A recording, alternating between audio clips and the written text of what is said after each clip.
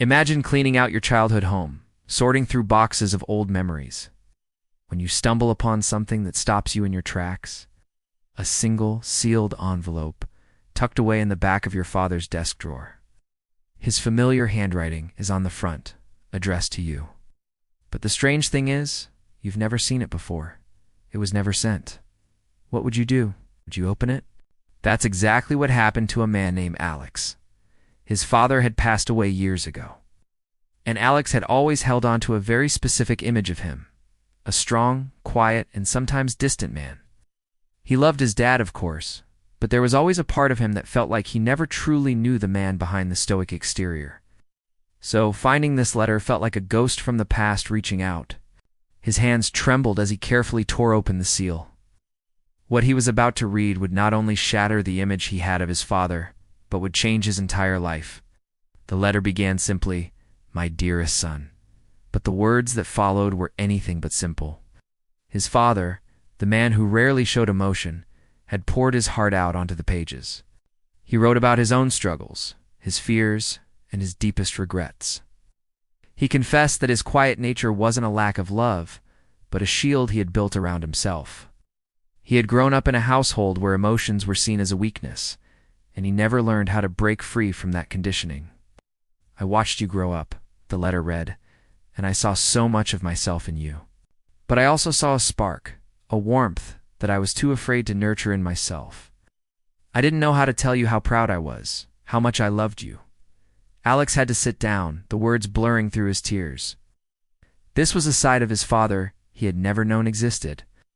The man he remembered as being stern and reserved was in reality just a man who was afraid. Afraid of being vulnerable, afraid of not being the strong father he thought he needed to be. Letter went on to reveal even more. It turned out his father had secretly been a passionate writer. He had filled notebooks with poems and short stories, dreams he had never dared to share with anyone, not even his own family. He had wanted to be a writer, but the pressures of providing for his family led him down a different path. "Don't make the same mistake I did, Alex," he wrote. "Don't let fear dictate your life. Chase your dreams, no matter how scary they seem. I will be cheering for you always." As Alex continued to read, he uncovered more hidden truths. His father wrote about the pain of losing his own parents at a young age, a trauma he had never spoken about. He wrote about his insecurities at work, his silent battles with anxiety, and the immense pressure he felt to be the perfect provider. It was like reading the diary of a stranger, yet every word resonated with the familiar figure of his dad. The quiet dinners, the short, gruff answers, it all made sense now. They weren't signs of indifference.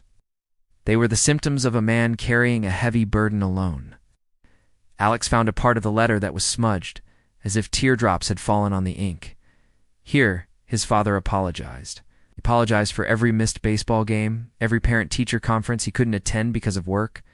He apologized for the times he seemed angry or distant, explaining that he was just overwhelmed by the pressures of life and didn't know how to communicate it. "I hope one day you can forgive me," he wrote.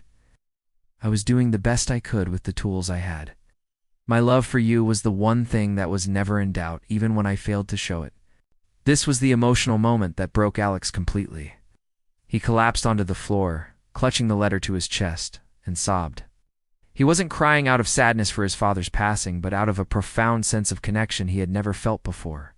It was a heartbreaking realization that the emotional distance he had felt his whole life was untold rejection, but a cry for help that he had never been able to hear. All those years he had misinterpreted his father's silence, thought his dad didn't care about his passions, but in reality, his father was his biggest, albeit silent, supporter. This discovery was more than just a sad story.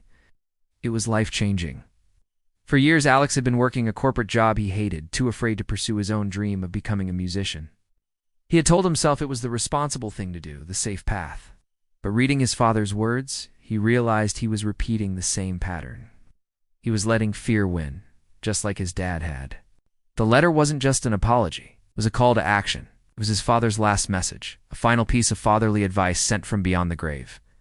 The letter ended with a line that would stick with Alex forever. "Live the life I couldn't. Be brave for both of us." In that moment, something inside him shifted. The grief he had carried for years began to transform into a newfound sense of purpose. The painful reality of his father's hidden struggles gave him the courage to face his own. He finally understood that the greatest tribute he could pay to his father was not to mourn him, but to honor his final wish. He decided then and there that he would not let fear control his destiny. The very next week, Alex quit his job. He picked up the guitar that had been gathering dust in his closet and started writing music again. Poured all the complex emotions, the grief, the love, the regret, and the newfound understanding into his songs. It wasn't easy, and there were times he doubted himself. But whenever he felt that fear creeping in, he would reread his father's letter. It became his compass, his source of strength. His father's last message had given him the permission he needed to finally be true to himself. It's a powerful reminder that sometimes the people we think we know best have entire worlds hidden inside them, and it's never too late to understand. What hidden stories might your loved ones hold? Thank you for watching. Don't forget to like and subscribe for more stories that touch the heart.